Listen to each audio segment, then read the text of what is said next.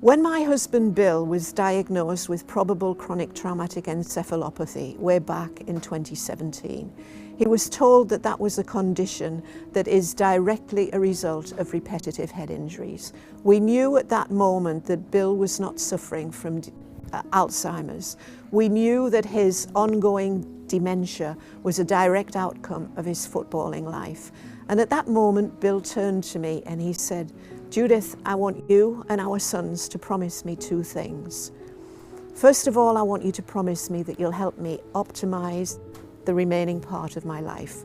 And we have done that and we continue to do that. But the second thing was actually an indication of his generosity of spirit. And he said to me, "I want you to promise me, Judith, that you will do everything in your power to ensure that no other kid from Ferryhill or from Spennymoor or from anywhere in the world suffers as I am suffering now, contracts this dreadful progressive dementia, has their family go through it with them.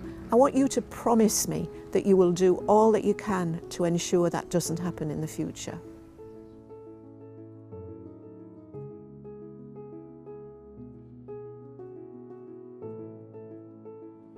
Into a 3-goal lead by half-time at Ainsley Park. Josh Gordon scored first. Bill and I met in Rome at the time of the 1960 Olympics. We were both at Spennymoor Grammar School together. It was a school trip from Spennymoor to Rome. We went all the way on the train, and in Rome we got to know each other. His first choice was a girl called Pauline from Shildon, who was a blonde, and she turned him down. So I was second choice, and he bought me a rose, and we threw coins in the Trevi fountain, and we vowed to go back. And he took me back for my 65th birthday. He signed professional for Middlesbrough on condition that they would ensure that he became an articled clerk with a firm of accountants in Middlesbrough. And we set up home in Middlesbrough. So at 16 and 17, we were married with a child on the way, a new career, a home in Middlesbrough, 30 miles away from my mum, learning how to cook by going to the phone box at the end of the road.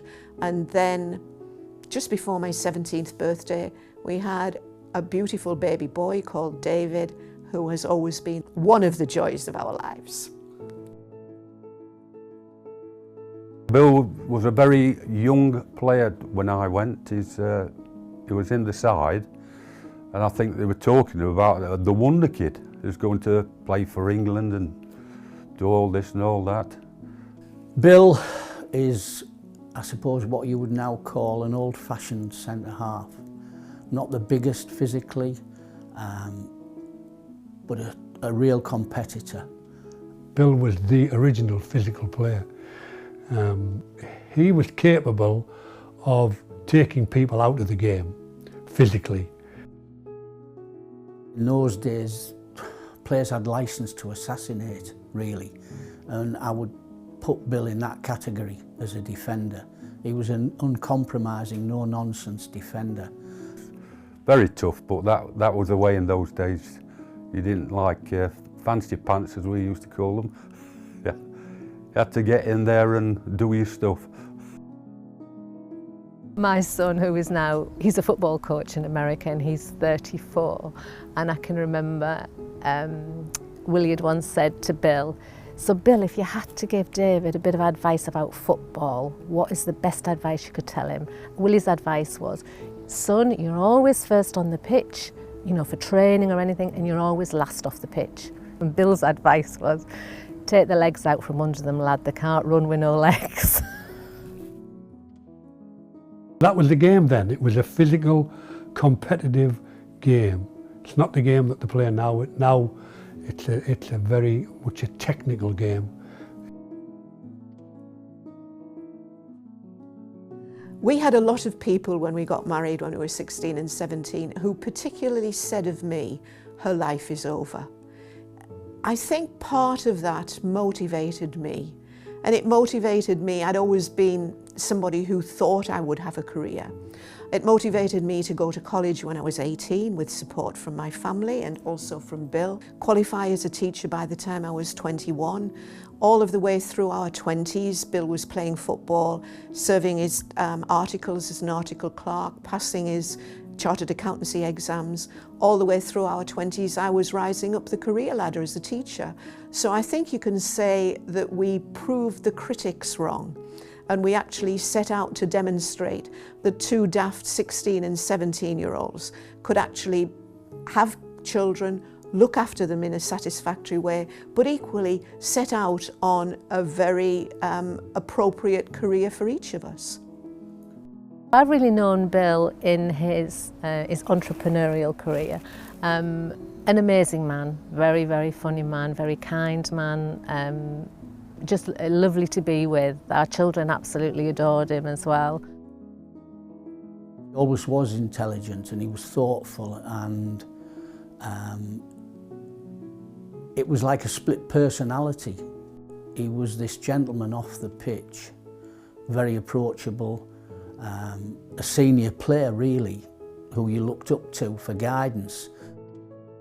He was a driving force as to how we would play and what we would do on the pitch. He would make sure that we were all at the game, we were there to play, we were there to compete, and we were never going to be second best. Or you tried not to be second best. Occasionally, of course, it happened that you were second best, but I mean, at the end of the day, that was football, you know. The way he conducted himself in the dressing room and off the field, he was good for young players and gave it everything he had as a player. I had a lot of respect for him in terms of what he gave as a footballer and as a person as well.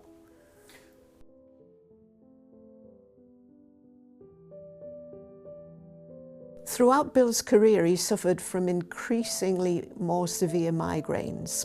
He'd come home from having played and would need to go to bed. He just, they wiped him out. And by the time he reached the age of 29, he'd obviously been very successful as an accountant, starting his career as an accountant. He'd opened his first sports store in Middlesbrough. I was a head teacher, so we knew that we had a measure of financial security, and he also knew that he couldn't continue playing football with the migraines. He made the decision that because the migraines were so bad, so debilitating, because he'd started his first entrepreneurial business with his first sports shop, because he had the option of going back to accountancy as a partner, and because I'd just got a headship, that we'd actually say, football's been good to us, football's been an interesting career, but is it worth my health? Let's move on and do other things. Bill said fairly regularly through the years, as we watched the generation before him die, many of them die from dementia, we had him saying, one day I might get dementia because of the number of balls I've headed, 100 balls a day in training. But we knew it was a possibility, but until it became a reality, we didn't fully recognise how difficult, how hard football had been to us. I miss my boy. I miss my morning cup of tea in bed. I miss the fruit plate that he'd make and often bring to bed. I miss somebody to talk things over with. I miss somebody that I can complain to and they won't think I'm being a pain. They'll just listen, brush it off and then say, right, what are we going to do? Shall we go for a walk? I miss my companion.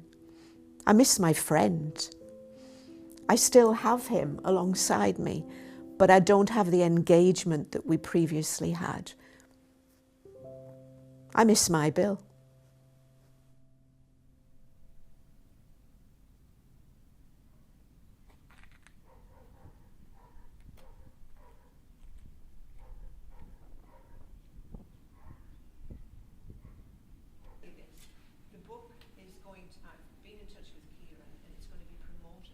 I founded and chair a charity called Head Safe Football.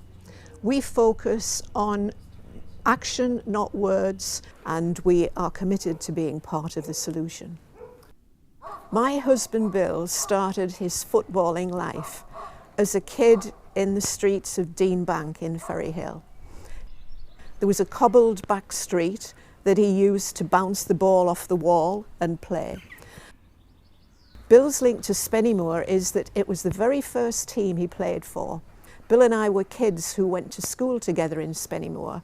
We met each other in Spennymoor. I stood on the touchline here watching him play. It was the club that gave him his start.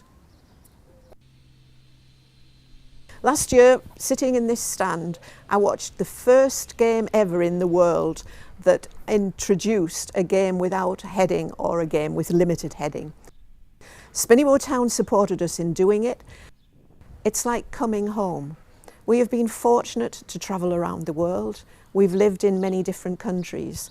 But there is a phrase that says you can take the people out of Spennymoor, but you can never take Spennymoor out of the people. So we come back to our roots, we come back to our shared sense of humour, we come back to our shared warmth, and what we come back to primarily is to our Spennymoor family who are doing all that they can to help us. Today we've been planning the next game at Spennymoor Town. We're looking for another game this coming September. We've been looking at the logistics of that, but we've also been looking at the purpose of that. Given that last year we got immense coverage and we certainly raised the issue of heading in football, we raised awareness about it. This year we're actually looking at solutions. We're looking at honouring past players. That's a very important part of our upcoming game in September.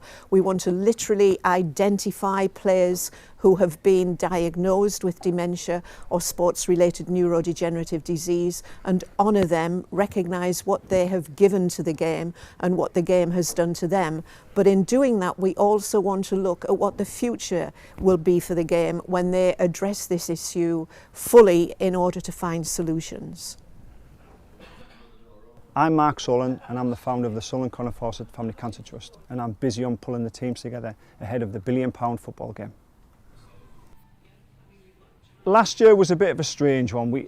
It was viewed globally by 77 million people or something insane, but we had 400 people in the ground. So hopefully we have more people in the ground this year as well, and hopefully we still get the same media coverage there. It was on China, Australia, it was insane. We're looking at bringing in a kids tournament with the Spennymoor Town Academy. So that brings in the element of kids, and they would obviously have a header-free game. Potentially walking football, Spennymoor Town do that, and that would bring in sort of older guys. And then obviously we've yet to still confirm how we're going to, sort of what heading implement we're going to put to the game. But yeah, hopefully it should be fantastic. I want to learn from Judith and I want to watch what she's doing because she's inspirational. And the difference with me is my mum and dad and my gran are not here anymore. I do what I do because of their death.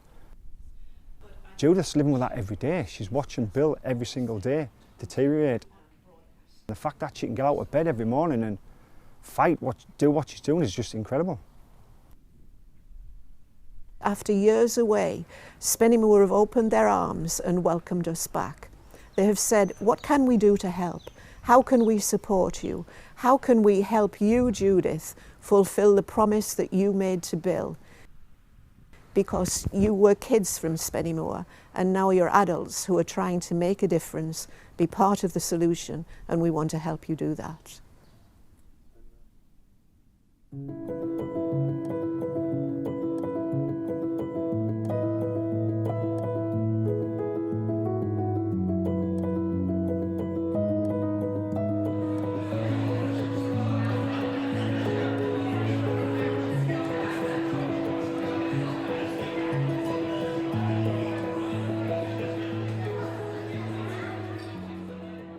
For me, it's saying that we spend our time putting our heroes on pedestals and we worship them.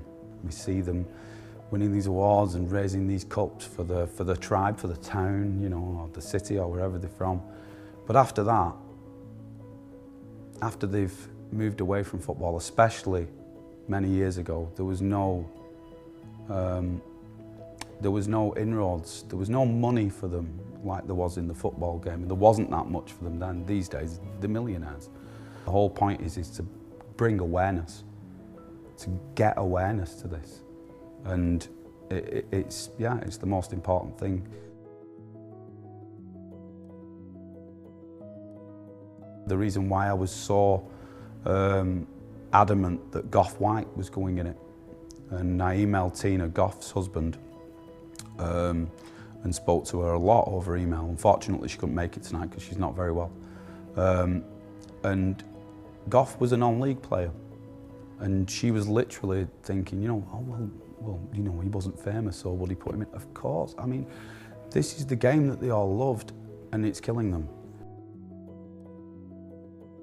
I thought with my head and I felt with my heart, and both of those things were together in experiencing that exhibition that Fran has put together.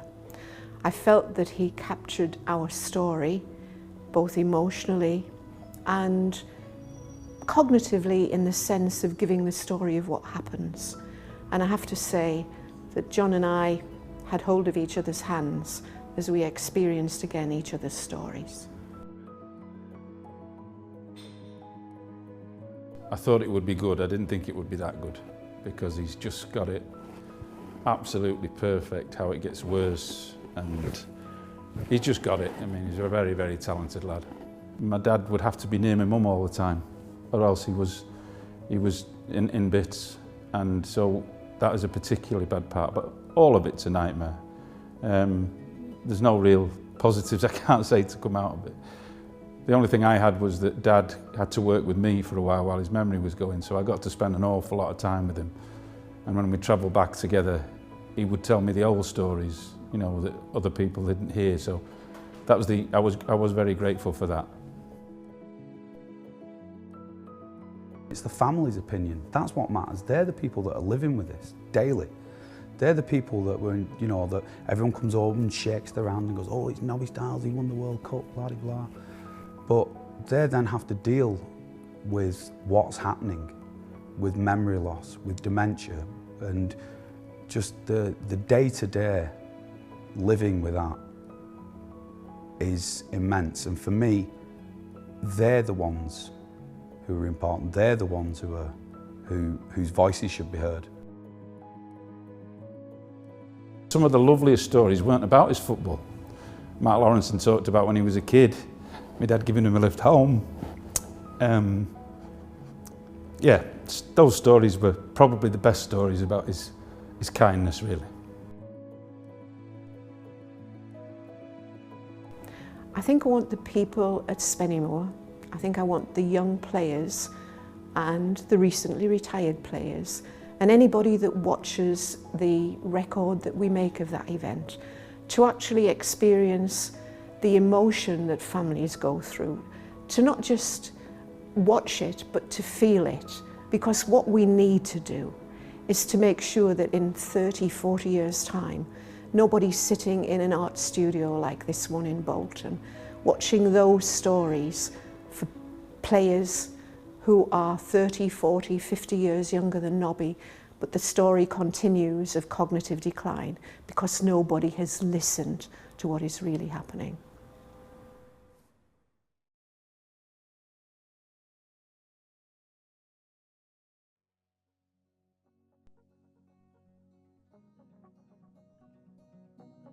We're here at Creative Graphics in Bishop Auckland. It's usually a school outfitters. I'm here to talk with Wayne about creating some silhouettes of football's unforgettables for our planned £1 billion game.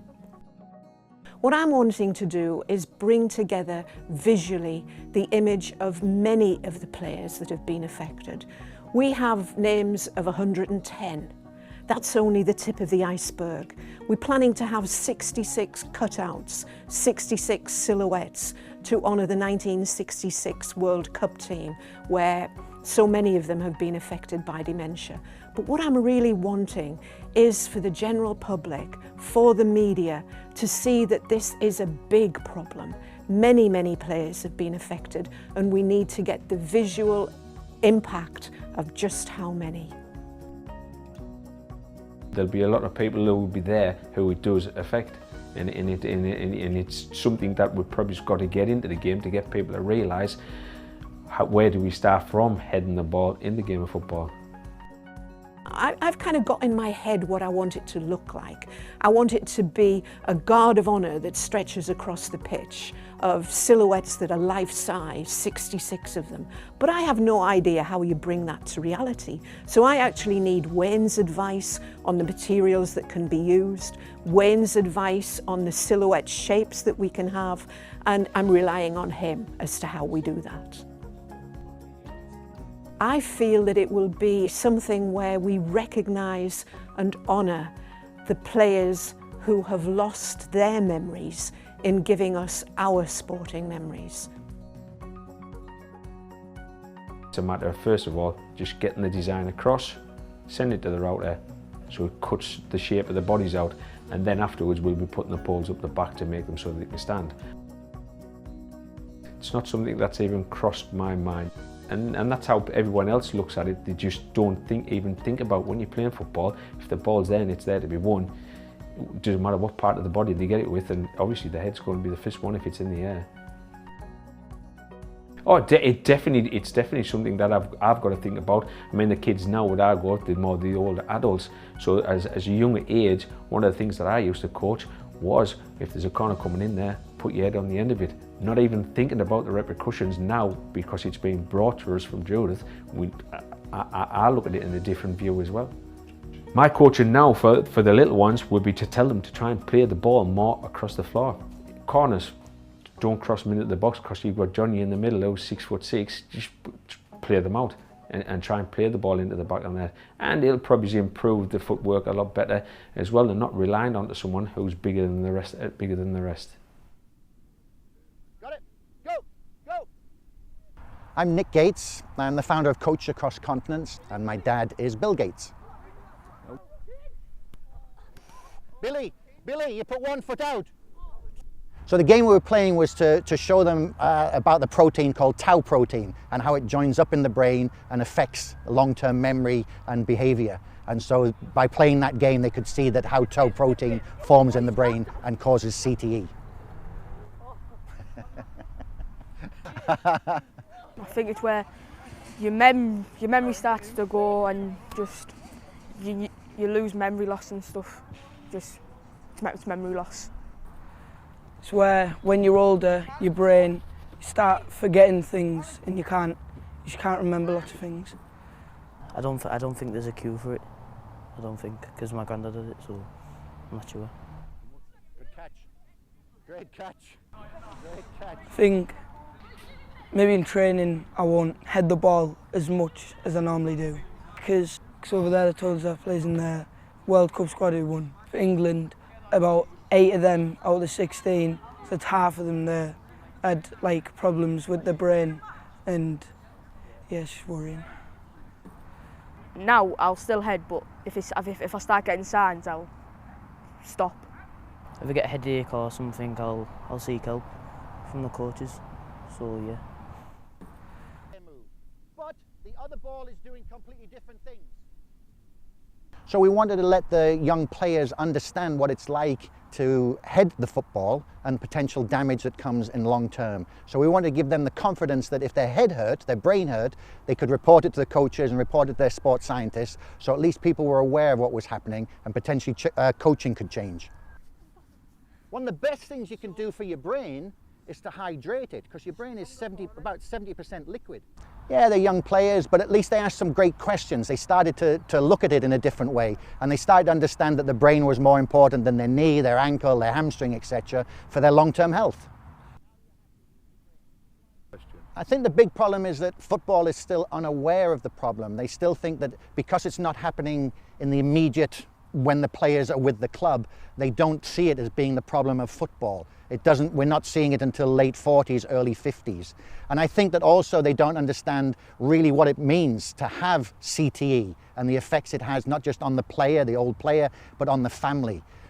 It's a heartbreaking disease, and it's actually quite easily solved. We can make some changes in training, we can make some changes in nutrition, hydration. We've brought in virtual reality now into some training for heading. So there's lots of things that can be done, that as we do more research, we can make changes today that will affect the future.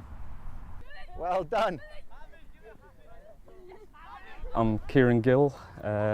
I write about football for a living, and I wrote the book The Beautiful Game and the Ugly Truth, Football and Dementia. The book is about, I wanted to hold some people to account. I wanted to try and raise awareness about dementia in football, because a lot of people seem to think it's a new phenomenon, but it's anything but. Headaches have been making headlines for a century. It was clearly on their radar about 40 years ago, but then 4 decades in the future where not a lot has happened, so I wanted to just shine a light on little topics like that. I feel like football has this little escape clause, and that's always that more research is required.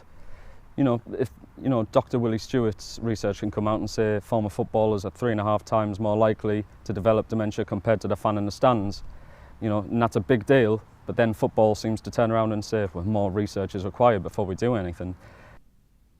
I don't hold with that at all.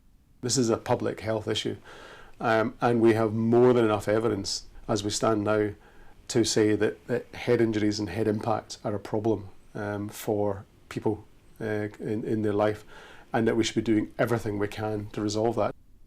My job is to examine samples of brain and related tissues and try and establish what kind of diseases people are suffering from. So in context of our research work, what we're trying to do is understand how brain injury affects the brain.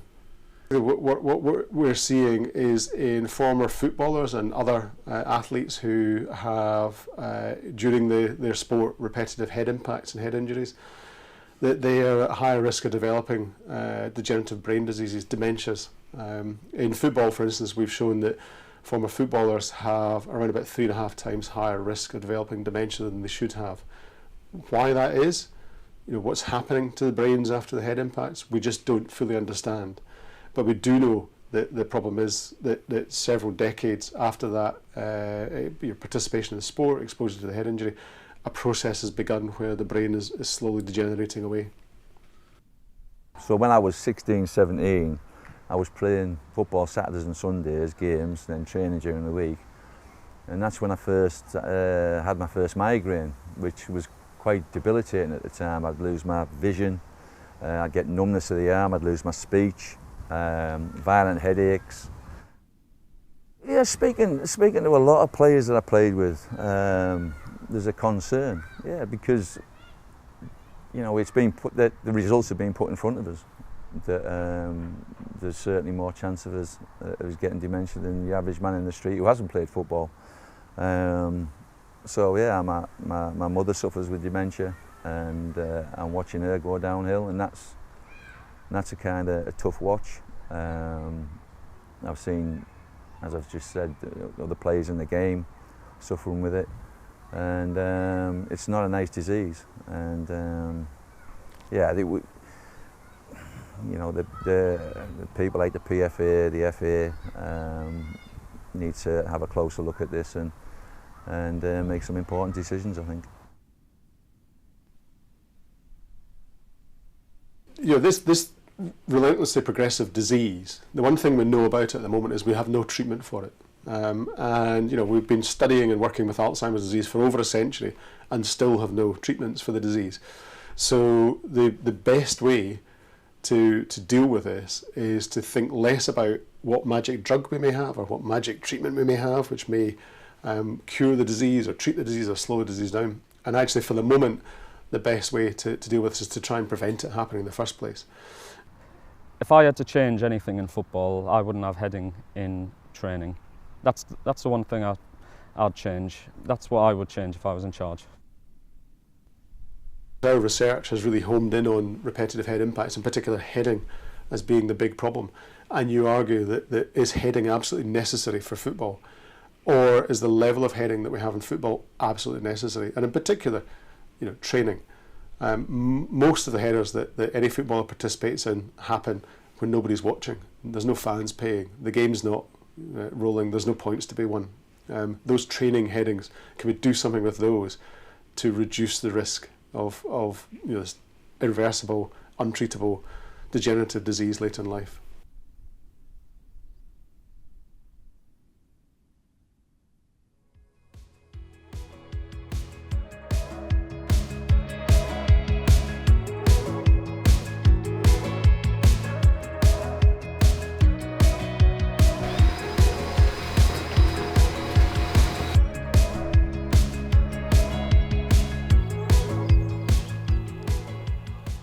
I have big hopes for today. We've had a phenomenal year since the last game. We've done a lot of active things. We're now working with the sporting governing bodies. We're introducing education into the game. And my hope from today is that we'll raise further awareness so we're even more strongly poised for action and to make a difference. So today we're in the red to represent Middlesbrough. When Bill played for Middlesbrough, we've got Tony McMahon who played for the Borough, and he's now a coach at Scunthorpe.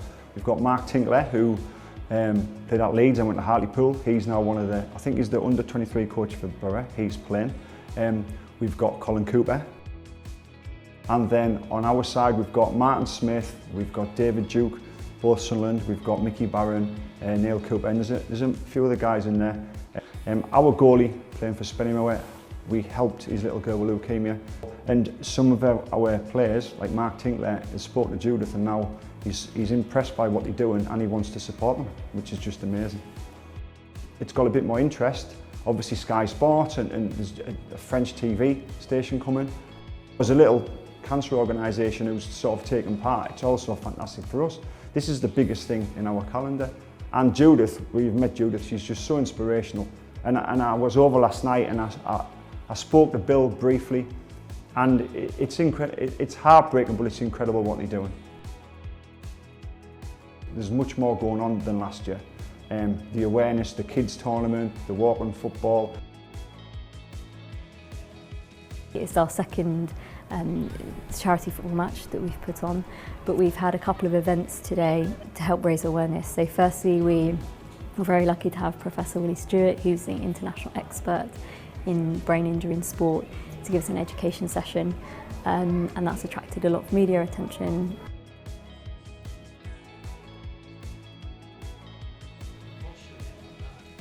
I'm just going to talk about really how we got to where we are now. So it's 2022, but this story begins the beginning of last century when we first realised that boxers who are repeatedly exposed to head injury can develop a dementia problem.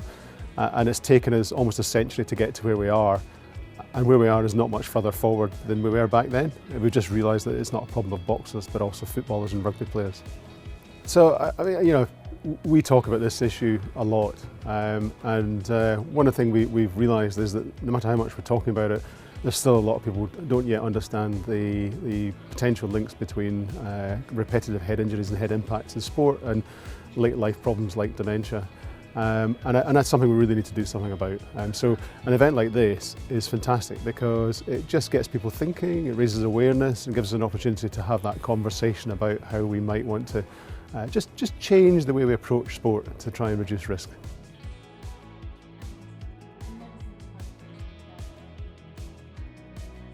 We all come from footballing families and we love football, but we now know that repetitive head impact is bad for your brain health. And you can play a football match and it can be as exciting without necessarily exposing people to the same risks that they may be exposed to if we keep the rules the same.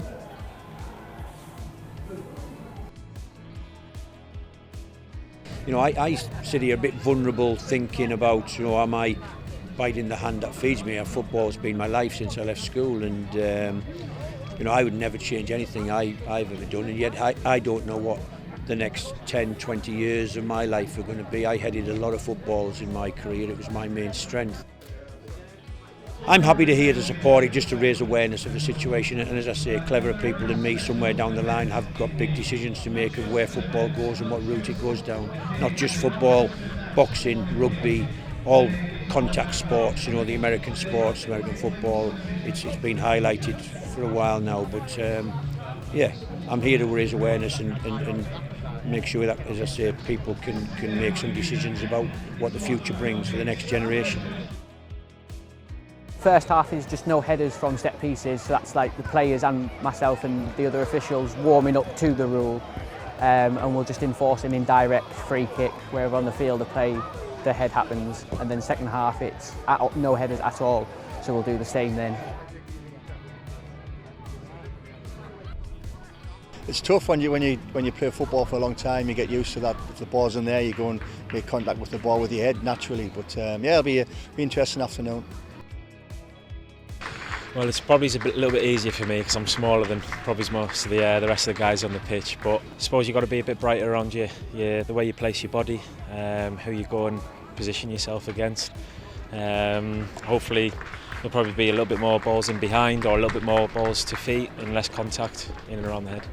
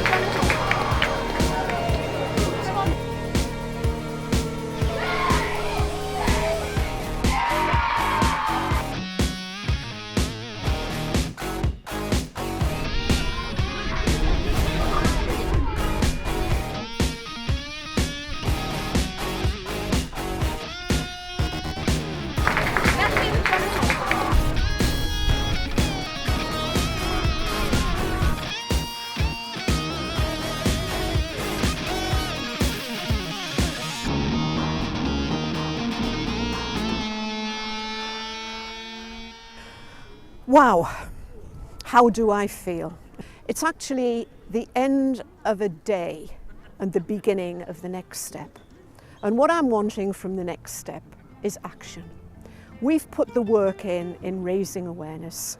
We've put the work in giving people the information about the research, the evidence, the fact that the connection between sports-related head injuries and subsequent neurodegenerative disease is irrefutable. Now we need action. We need the sporting governing bodies to recognise that research needs to be wider and not just about causation. We need to move from talking and awareness raising to actually doing things that protect the players for the future. It's very interesting as to how you define success. We're absolutely committed to being part of the solution. So success from today would be one of the young people who carried a silhouette thinking twice about heading the ball. So we have to limit our definition of success to one person at a time, whilst at the same time recognising that there's so much more to be done.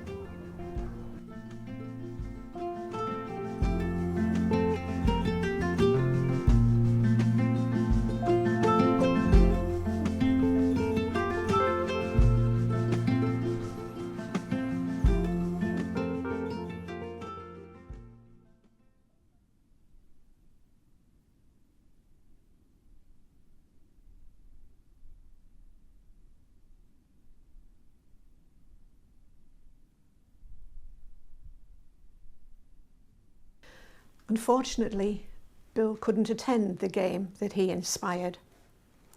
His health is now such that he can no longer walk. He can no longer speak except a few words. The way he is right now, asleep in the chair, is how he is for 21 hours a day. I sit by his side very often, having been by his side throughout our 60 years of marriage. I sit by his side and remember what we've shared and recognise all too clearly what this terrible disease, CTE, chronic traumatic encephalopathy, has taken away from him and has taken away from so many of our footballers that have brought such pleasure to so many people. It's strange to say, but in a way, I consider us fortunate because at this stage in the disease, Bill is peaceful. As you can see, he sleeps a lot. He is very tranquil. He shows little emotion. And when I contrast that with many other families, for all I am so deeply saddened beyond words at what this has done to him and done to our family. I have to be grateful that he is not tormented, that he is not violent, that he is not bewildered. He is actually accepting of the kindness and care he experiences. So this is Bill today, towards the end of a chronic traumatic encephalopathy journey, having inspired a game that he wanted in order to ensure that the players of today and the players of tomorrow don't experience this. And I still am sitting by his side, thinking of all that we have experienced together and working extremely hard to fulfill my commitment to him, my promise to him, that I would do all that I could to raise awareness of this disease in order to protect players of today and tomorrow.